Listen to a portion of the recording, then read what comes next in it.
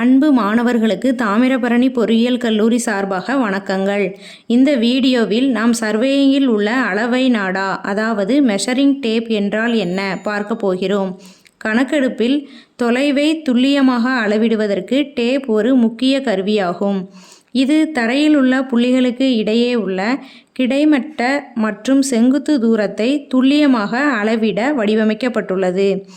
எஃகு நாடாக்கள் அவற்றின் ஆயுள் மற்றும் துல்லியத்திற்காக மதிப்பிடப்படுகின்றன.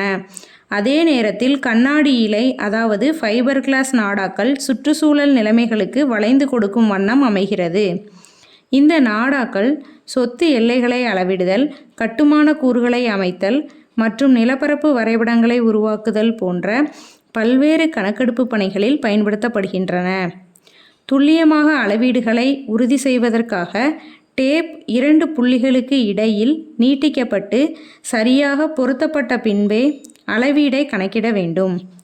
டேப்பின் அதன் துல்லியத்தை பராமரிக்க சரியான பராமரிப்பு அவசியம் மற்றும் அதன் சேவை வாழ்க்கையை நீட்டிக்கவும் பராமரிப்பு அவசியம்.